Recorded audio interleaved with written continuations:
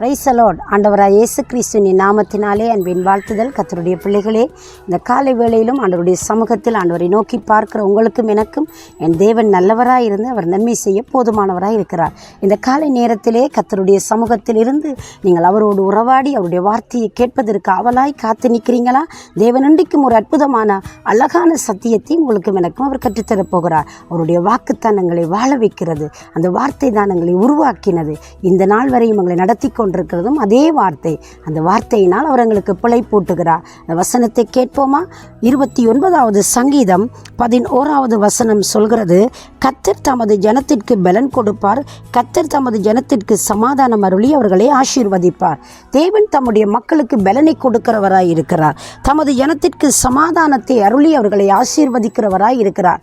சங்கீதக்காரன் தாவீது அங்கே மிகவும் ஆண்டவரை புகழ்ந்து பாடி சொல்லுகிறார். அவரை நம்புகிறவர்களுடைய வாழ்க்கை எப்படி என்பதை குறித்து அவர் விவரித்து பாடுகிறார். அப்படி பாடுகிற பொழுது அவர் தன்னுடைய வாழ்க்கையிலே வந்த சூழ்நிலைகள் தேவன் எவ்வளவு நல்லவராய் இருந்திருக்கிறார், எவ்வளவு நன்மைகளை செய்திருக்கிறார் என்பதை உணர்ந்து அவர் பாடி கடவுளுடைய நாமத்தை மகிமைப்படுத்துகிறார். அன்பான தேவ ஜனங்களே, இந்த நாளிலே நீங்கள் ஒருவேளை பலன் இல்லாதவர்களாய் உங்களோட வாழ்க்கையிலே முற்றிலும் செயலற்று போனதைப் போல சரியான சரீர பலவீனத்தோடு கூட இருக்கலாம். இன்னொரு பக்கம் ஆன்மீகத்தில் பலவீனம், ஆன்மாவிலே ஒரு பலவீனம், இப்படிப்பட்ட பலதரப்பட்ட பலவீனங்களோடு கூட நீங்கள் காணப்படலாம். தேவன் சொல்கிறார், கர்த்தர் தமது ஜனத்திற்கு பலன் கொடுப்பார், அவர் தமது ஜனத்திற்கு சமாதானத்தை அருளி அவர்களை ஆசீர்வதிப்பார். சமாதானம் இல்லாமல் இருப்பது எவ்வளவு கொடுமையானது பாருங்களேன். அநேகருடைய வாழ்க்கையிலே படித்த கல்விமான்கள், பிள்ளை செல்வ செழிப்பு நிறைந்த சீமான்கள் தங்கள் உயிர்களை மாய்த்து கொண்டிருக்கிறார்கள். முடிவில் அவர்கள் என்ன எழுதி வைத்திருக்கிறார்கள் தெரியுமா?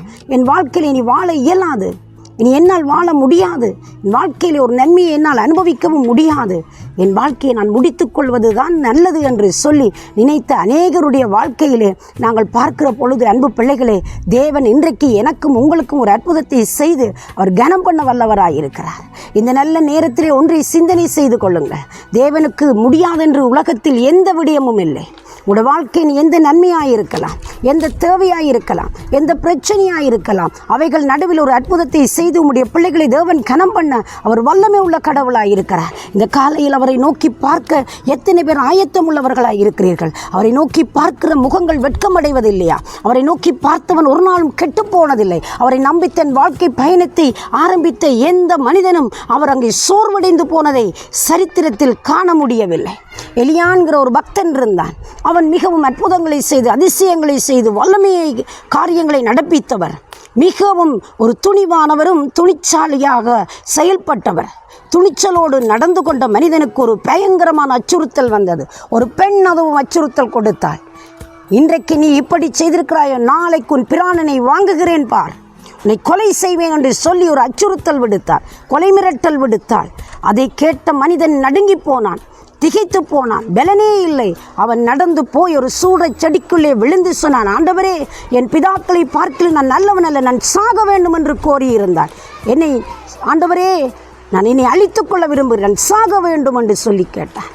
ஆண்டவர் அந்த மனிதனுக்கு பலன் கொடுத்தார், ஆகாரம் கொடுத்தார், தண்ணி கொடுத்தார். அந்த மக்களுடைய வாழ்க்கையில் அற்புதம் செய்து அவர்கள் நடந்து செல்ல பலன் கொடுத்தார். தேவன் இன்றைக்கும் அற்புதங்களையும் அதிசயங்களையும் செய்து சூறைச் செடியில் உயிர் கொடுத்து அவர்களை மறுபடி உயிர்ப்பித்து நடத்த ஒரு வல்லமை உள்ள கர்த்தராயிருக்கிறார். எனக்கு அன்பு பிள்ளைகளே, அன்றைக்கு மரண பயத்தோடு கூட வாழ்வை முடித்து கொள்ள வேண்டும் என்று சொல்லி சூறைச் செடிக்குள்ளே கடந்து தன் உயிரை மாய்ப்பதற்கு துணிந்தவனுக்கு தேவன் கொடுத்த பலன் என்ன தெரியுமா?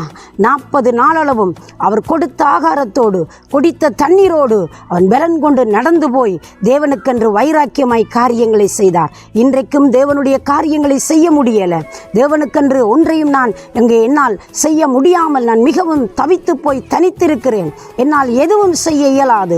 என்னுடைய சரீரங்கள் பலவீனமடைந்திருக்கிறது, நான் ஒரு பலவீனமான பாத்திரம் என்று சொல்லி நீங்கள் இந்த காலையிலே புலம்பி அழுது கொண்டிருக்கலாம். உங்களுக்கு தேவன் நன்மை செய்ய வல்லவராய் இந்த காலையிலே உங்களுக்கு ஒரு அற்புதம் செய்ய போகிறார். அவரை நோக்கி பாருங்கள். அவரை நோக்கி பார்த்த யாவரும் பிரகாசம் அடைந்தார்கள், அவர்களுடைய முகங்கள் வெட்கமடையவில்லை. பிரியமான பிள்ளைகளே, நாங்கள் அவரை நோக்கி பார்ப்போம். எங்களுடைய வாழ்க்கையில் அவர் அற்புதம் அதிசயம் செய்து எங்களை கனம் பண்ணட்டும். எங்களை நேசிக்கிற பரிசுத்த நிறைந்த நல்ல ஆண்டவரே, இயேசுவின் நாமத்தில் ஒரு அற்புதம் நடக்கட்டுக்கும். ஆண்டவரே, சோர்ந்து பலவீனத்தோடு அதைரியப்பட்டிருக்க ஒவ்வொருத்தருக்கும் ஒரு அற்புதம் செய்து பலன் கொடுத்து பிள்ளைகளை திடப்படுத்தி கனப்படுத்தி ஆசீர்வதிக்கும்படி இயேசுவின் நாமத்தில் செபிக்கிறேன் ஜீவனுள்ள நல்ல பிதாவே. ஆமேன், ஆமேன். தேவன் தாமே உங்களை நிறைவாய் ஆசீர்வதிப்பாராக. God bless you.